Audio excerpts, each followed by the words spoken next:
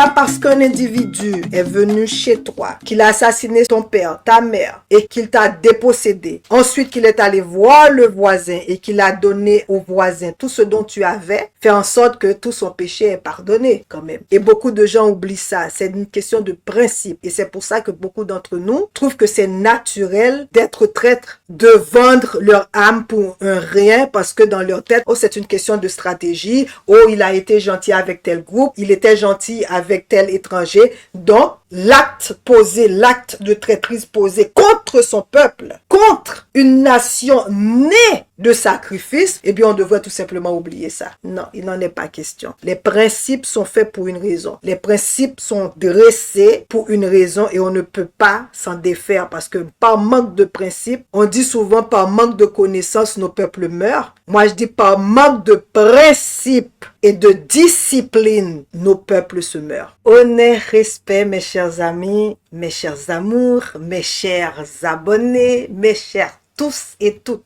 Heureuse d'être là avec vous, d'être connectée en ce dimanche pour je crois que si pour l'année, c'est notre 4e émission si ma mémoire est bonne. Je suis heureuse d'être là et nous allons avoir, comme d'hab, de très bonnes conversations. Je devrais recevoir un frère congolais. J'espère que je vais avoir l'opportunité de l'accueillir dans cette émission parce que on a énormément de choses à dire puisque l'instabilité qui sévit au Congo doit être mieux compris, non seulement par les frères et les sœurs congolais, mais également par tous les frères et sœurs qui se retrouvent partout dans ce monde. Pourquoi? Parce que nous avons encore quelques points en commun. Et ce n'est pas uniquement le fait de la couleur de peau, mais parce que culturellement, on a été et on continue d'être agressés, parce que socialement et politiquement, nos pays sont déstabilisés pour une raison spécifique. Le bien-être, l'élévation économique, voire spirituelle de ceux-là qui décident que nous ne méritons pas de vivre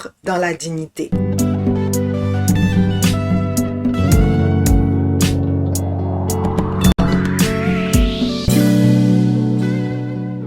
Alors aujourd'hui, nous allons parler de choses importantes. Comme d'habitude, vous le savez. Je tiens à vous dire que cette année spécifiquement, 2025, je déclare cette année l'année de Jean-Jacques Dessalines. Ne me demandez pas pourquoi. Vous le saurez au moment opportun. Mais maintenant, je déclare cette année l'année de reconnaissance et de la déclaration, ou du moins de la remise sur pied de la déclaration ou des déclarations de cet homme illustre qu'a connu le peuple haïtien, Jean-Jacques Dessalines, le père de la nation, de ce peuple qui a décidé de mettre les pieds sur le cou de la colonisation. Maintenant, comme j'avais parlé à l'émission précédente de notre cher Ibrahim Traoré, un petit frère, parce que je suis plus vieille que lui, ça c'est certain et je le sais, de par sa biographie, j'ai compris que je suis plus vieille que lui, et je voulais camper un petit peu son personnage et faire une comparaison avec Jean-Jacques Dessalines. Les deux ont pris les rênes de leurs nations respectives à un âge assez intéressant. Pourquoi je le dis comme ça? Parce que c'est l'âge où l'individu a en soi toute sa jougance, comme on dit chez nous, donc sa force vitale, sa détermination, ses convictions. Et donc, les deux ont pris les rênes de leur société à cette période-là dans la trentaine. On parle de Dessalines, certains disent que c'est dans la quarantaine, il était plus vieux que ça, mais de ce que j'ai compris, avec l'âge que on envoyait nos gens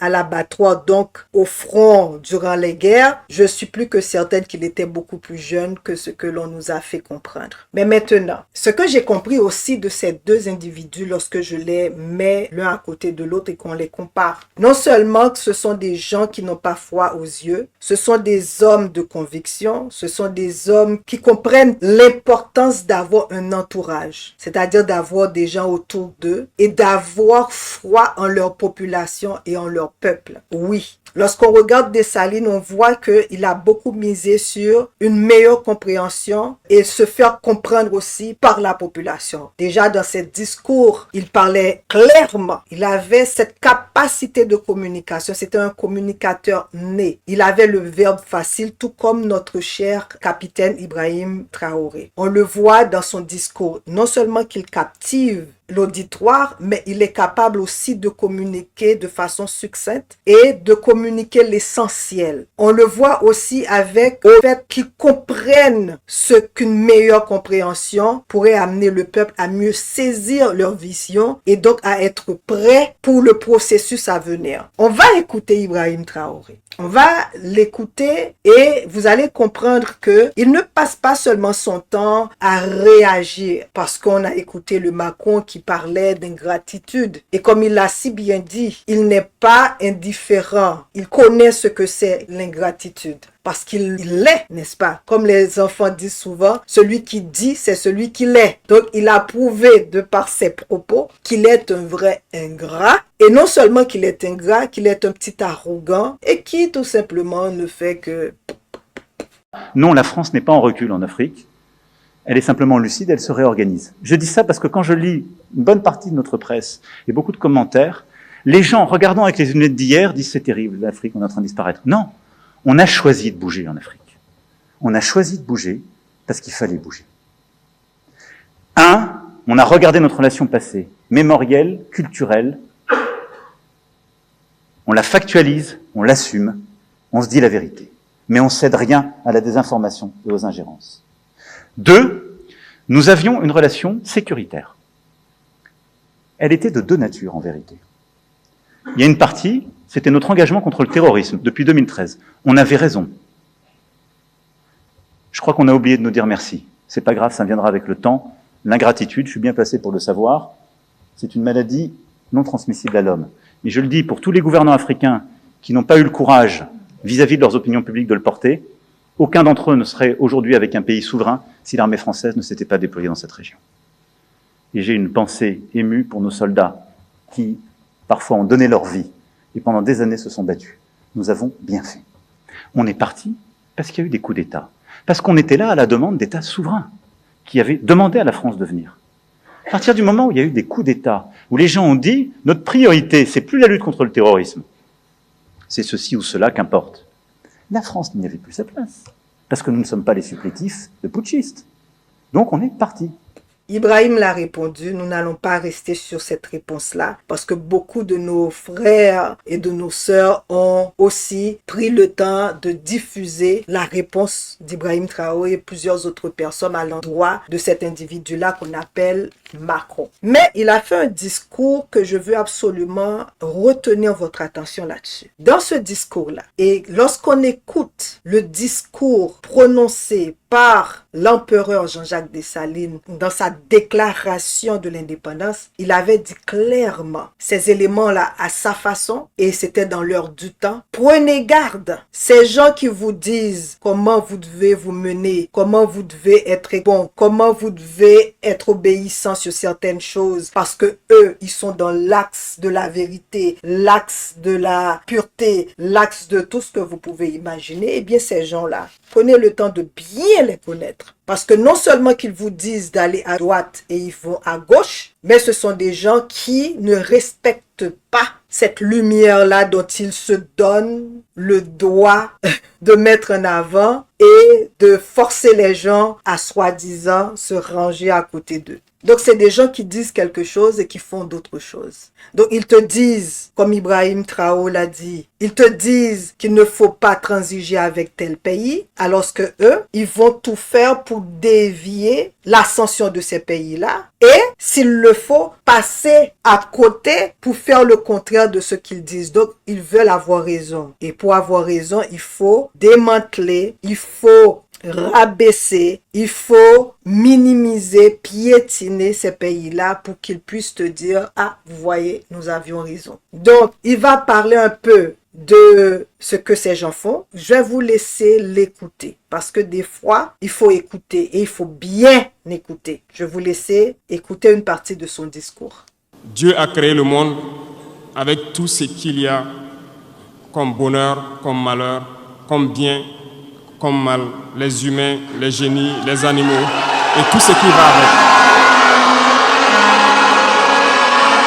Mais nous, humains, avons décidé de faire du monde autre chose. Chez les impérialistes, ils ont une vision du monde que je m'en vais vous expliquer. Le monde se résume en un triangle pour eux. Vous verrez le triangle dans la plupart de leurs insignes. Peut-être que vous ne comprenez pas, mais le monde se résume en un triangle. Pour eux, au sommet du triangle se trouve l'empire du bien. Et l'empire du bien, c'est eux. C'est la prospérité, c'est tout ce qui est positif. C'est eux qui ont droit à tout ce qui est bonheur sur ce monde. C'est eux qui ont droit à toutes les richesses. C'est à eux d'imposer leur manière de voir le monde. C'est à eux d'imposer leur vision, leur mode de vie. Voilà pourquoi pendant la colonisation ou leur conquête, je dirais, ils venaient vers nos terres et ils disaient qu'ils ont découvert nos terres parce que pour eux, nous sommes des sauvages. Nous n'avons rien de comme eux, en fait. Donc, ils nous appelaient des indigènes et c'est eux, le peuple. Ils s'arrogent tous les droits et pour eux, le monde doit marcher comme ce qu'ils veulent. C'est simple, je prendrai quelques exemples. Regardez à travers leurs films, ils ont préparé l'esprit de leur peuple pour les faire comprendre qu'ils sont les meilleurs. C'est eux qui doivent tout posséder. Vous ne direz pas le contraire. Dans tous leurs films qu'ils propagent, vous trouverez toujours les méchants. Ce sont soit les Russes, soit les Sud-Américains, soit les Noirs qui jouent les mauvais rôles de trafiquants de drogue, de proxénètes, de trafic d'humains, jusqu'à un passé récent, bien sûr. Vous trouverez les Arabes qui jouent le rôle des terroristes. Voilà un peu comment ils perçoivent le monde. Quand je prends sur le volet économique, qui parmi nous n'a pas traité les produits chinois de produits Shintok, comme on aimait l'appeler, de mauvais produits? Mais aujourd'hui, je peux vous dire qu'on a tout tort. Parce que la Chine est à un niveau de technologie assez avancé. Et c'est en Chine que la plupart de ces pays viennent s'approvisionner, mettent leur marque dessus et nous revendent comme étant leur propriété. Regardez autour de vous. Nos entrepreneurs qui sont dans le BTP ne diront pas le contraire. Tous leurs engins aujourd'hui sont chinois. Ceux qui font le transport ne diront pas le contraire. Ils nous ont menti parce que nous avons fait le tour du monde un peu dans ces 20 mois pour chercher des entreprises, pour chercher des usines. Et nous avons compris que tout revenait là-bas. Mais par leur communication, ils nous ont amenés à détester tous les produits chinois, à vouloir nous faire comprendre que ce qui est bon venait de chez eux, pas forcément d'ailleurs. C'est simple. Remonter le temps. Pour mieux comprendre ce que je dirais, il faut remonter un peu le temps. Et j'espère que certains iront lire qui sont les tsars, les conquêtes mongoles, les empires perses, turcs et ottomans. Lisez leur histoire, vous comprendrez pourquoi le monde est ainsi fait. À la base du triangle, il y a deux empires. D'un côté, l'empire du mal, selon eux, et l'empire des esclaves de l'autre côté. Voilà comment ils voient le monde. Qui est-ce qu'ils appellent l'empire du mal? Ceux dont je viens de citer tout de suite l'origine, et je vous ai dit de remonter le temps. Allez-y lire, vous comprendrez pourquoi ils sont l'empire du mal à leurs yeux. Ils combattent l'empire du mal. Pour eux, l'empire du mal doit disparaître. Pour eux, l'empire du mal incarne le diable. Ils communiquent et ils le font comprendre à leur peuple ainsi.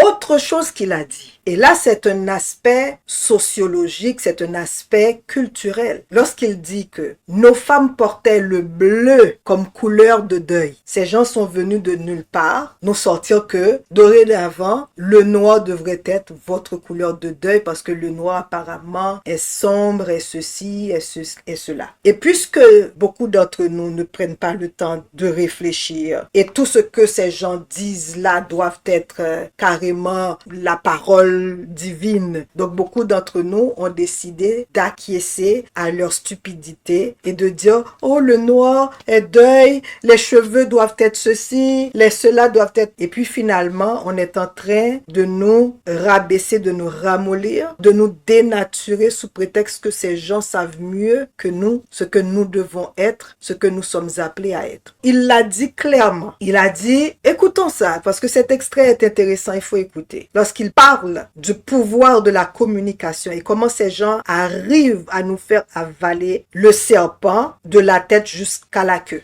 Par la communication, ils peuvent arriver à vous amener à faire détester un peuple ou à aimer un peuple. Ils sont très forts dans la communication et ils passent par tous les canaux possibles. Regardez les guerres qui sévissent. Ils ont tout inventé pour leur propre intérêt. Et enfin, l'empire des esclaves, selon eux, c'est l'Afrique et certains peuples d'Amérique du Sud. Dans leur tête, comme je le disais dernièrement, l'Afrique les appartient, nos terres les appartiennent, les richesses de l'Afrique sont pour eux. Et ils ne peuvent pas concevoir que des Africains puissent s'émanciper, sortir la tête de l'eau et vouloir donc les tenir tête. Et pour cela, ils se sont mis un cliché en tête. L'Africain est facile à manipuler, il n'est qu'émotion. Ils trouveront toujours un Africain pour lutter contre son frère. Et ça a toujours été comme ça. Par la communication, ils vous ont amené à détester votre propre couleur de peau. Dans nos cultures et dans beaucoup de cultures au Burkina Faso ici, le deuil était symbolisé par la couleur bleue. Lorsqu'une femme perd son mari, elle portait donc des tenues de couleur bleue pour faire son deuil pendant un temps donné. Ce sont eux qui sont venus vous dire que le noir symbolise le deuil, le diable, la médiocrité, tout ce qui est mauvais. Et malheureusement, nous avons tellement avalé ça que lorsque nous sommes en deuil, nous nous mettons également en noir. Il faut que nous nous réveillons. Il faut que nous nous réveillons parce que voilà le cliché qu'ils ont en tête. Eux, ils sont l'empire du bien, d'autres sont l'empire du mal et nous sommes l'empire des esclaves. Voilà comment les impérialistes voient le monde. Il faut que vous compreniez cela. Et là, je m'en vais faire un coup de gueule à l'endroit donc de certains intellectuels qui continuent de vouloir prêcher pour les impérialistes. Est-ce qu'ils ignorent cette partie de l'histoire? Je n'invente rien. Ça a été déclassifié. Vous trouverez tout ce que j'ai dit dans les bibliothèques ou partout sur les moteurs de recherche. Ces intellectuels n'ont-ils pas lu cela? Ne connaissent-ils pas l'histoire de ce monde? C'est peut-être par malhonnêteté ou quelques billets de dollars qui les amènent à toujours prêcher pour les impérialistes. Il faut que nos intellectuels arrivent à tout moment à prêcher pour conscientiser nos peuples, nos masses populaires, pour qu'ils comprennent d'où ils viennent et comment ils sont vus des impérialistes. Alors, vous avez compris. Moi, ce que je retiens de cet homme-là, d'Ibrahim Traoré et de Jean-Jacques Dessalines, comme vous voyez, cette vidéo va être très courte. C'est que chef d'État ne devrait pas s'asseoir uniquement et exécuter. Il est bien d'exécuter, de s'assurer de répondre adéquatement aux besoins et de faire un travail étatique qui est très demandant pour nous, surtout parce que tout est à refaire, nos institutions sont à reconstruire, une mentalité à rebâtir, une liberté mentale à y travailler. Donc on en a énormément à faire. Mais aussi, il s'est rendu compte que la communication est un véhicule important, impératif pour l'éveil et le réveil de tous les fils et filles fille de Kama. Donc c'est pour cela que j'ai noté certains points importants du trait de caractère que devait avoir un chef d'État kémite, un chef d'État issu de nos populations. C'est déjà avoir la capacité de communiquer et bien communiquer les choses. Parce que à travers cette communication, il faut éduquer la population. Et c'est ce qu'il fait. Et c'est ce que notre cher Jean-Jacques Dessalines avait fait. Il avait expliqué clairement, voilà, si vous ne faites pas ça, si vous ne respectez pas ces éléments-là, je vais mettre ça sur l'écran, eh bien, chaque petit trou que vous allez laisser à ces esclavagistes, il va se faufiler et il va en tirer le maximum. C'est-à-dire que à chaque fois vous allez leur laisser des liesses, des moments d'inattention, eh bien, ils vont se faufiler là et ils vont reprendre la force qu'ils avaient dans le passé. Donc, il faut être vigilant. Il ne faut jamais leur laisser l'attitude de reprendre et de mettre pied sur cette terre en tant que colons, en tant que Yamnaya. S'ils ne viennent pas dans l'optique de se voir en tant que nègres, eh bien, vous allez être mal barrés. Et c'est ce qui s'est passé d'ailleurs. On leur a laissé tout simplement une petite lueur. Une lueur. Et ils en ont profité pour remettre Haïti dans ce marasme-là que vous voyez. Et ils sont tranquilles, ils sont chez eux. Ils foutent la bagaille et ils sont là, assis, à regarder le spectacle. Alors, c'est ce que notre capitaine fait. Il explique clairement. Voilà ce qu'ils sont réellement. Ils nous voient d'une certaine façon. Vous devez être très conscient de leur vision, de leur perception de nous-mêmes. Et non seulement qu'il faut en être conscient, mais il faut aussi prendre et poser les justes gestes pour éviter de rester dans leur filet. Il en a parlé. Donc, la communication doit servir à éduquer et il encourage sa population à lire, à faire des recherches, à mieux comprendre ce qui se passe. Parce que on est dans cette ère de vérité. On est dans cette ère de recherche. On est dans cette ère d'éveil et de réveil. Donc, on ne peut pas juste s'asseoir comme ça, manger, boire, regarder Netflix du matin au soir et puis rester dans des futilités sur les médias sociaux et ne pas se former l'esprit. Un frère me disait, tu sais, Manzé, ce qui me fait beaucoup plaisir, c'est qu'avant, je n'avais pas les arguments nécessaires pour répondre aux bêtises de certains. Maintenant, je suis bien armé, très bien armé, pour défaire et pour répondre justement lorsqu'ils me sortent leurs bêtises. Donc, vous devez faire ça. Et prenez garde à ceux qui vont vous dire, il ne faut pas être catégorique. Il explique clairement, il parle des gouvernements, il parle de ceux-là qui ont la capacité, qui utilisent leur force, qui utilisent leurs moyens de communication, qui utilisent tous les stratagèmes possibles et imaginables pour nous dénaturer et pour nous faire comprendre que c'est nous qui sommes bêtes. Et que nos pays, nos gens n'ont pas droit à la justice, à l'équité, à la dignité. Donc, on n'est pas dupe, on n'est pas stupide au point de ne pas pouvoir faire la différence entre des gens qui se donnent cette image de paix, de bonté et qui font tout le contraire. Le chef d'État doit être un bon communicateur, un bon éducateur, un bon pédagogue. Ensuite, il doit être un visionnaire. Il explique clairement que nous devons aller sur une autre tangente de développement et donc nous allons faire nos alliances avec les pays que nous voulons le faire, que nous souhaitons le faire pour nos propres bénéfices. Ce n'est pas, et ça ne revient à quiconque d'autre pays, un autre système de gouvernance de venir nous dire, écoutez, la Russie n'est pas bon, je sais pas, tel pays n'est pas bon, tel président n'est pas bon, et que nous devons tout simplement dire, oui, oui, oui, master, oui, master, oui, master. Ce temps-là est révolu, il faut voir les choses autrement parce que si vous êtes souverain, vous devez agir en tant que tel. Et c'est pour cela qu'ils aiment mettre des pantins, qu'ils aiment mettre des, comme on dit chez nous, poupétoiles. Ça veut dire des gens qui n'ont pas la notoriété, des gens qui n'ont pas la capacité de décider de par eux-mêmes et facilement ils peuvent les manipuler pour leur dire, écoutez Haïti, on a besoin que vous votiez contre le Venezuela pour telle chose. Eh bien, on va avoir cet imbécile-là qui va voter en la défaveur d'alliés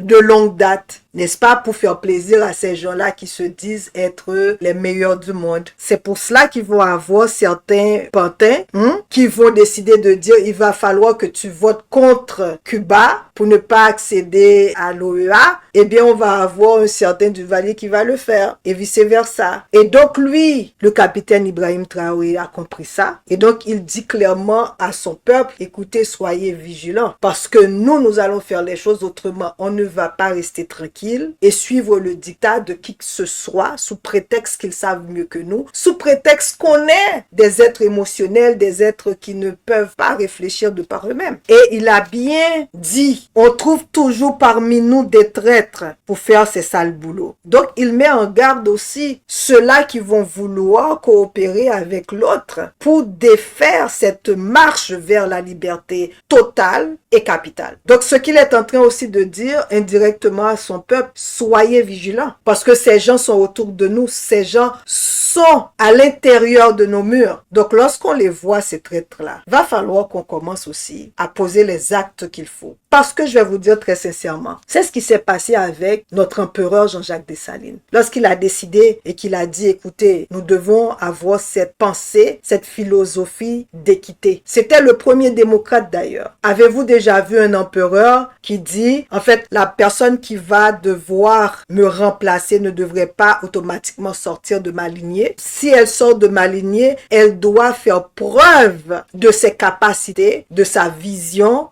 du fait que cette personne a été un bon militaire, un bon dirigeant. Ça, c'est l'ouverture vers la démocratie. Je n'ai pas besoin de dynastie. J'ai besoin de quelqu'un qui mérite, on parle de méritocratie, c'était le premier à le sortir, qui mérite sa place. Il n'y a pas de cadeau. Vous voyez la différence? Eh bien, c'est ça qu'ils occultent tout le temps. Ils veulent nous faire comprendre qu'on n'a jamais eu de visionnaires, qu'on n'a jamais eu de gens qui voient les choses, qui peuvent se projeter ailleurs et venir avec d'autres façons de faire. Ils veulent nous faire croire qu'ils ont été les premiers à être démocrates, qu'ils ont été les premiers à penser à la méritocratie, qu'ils ont été les premiers à...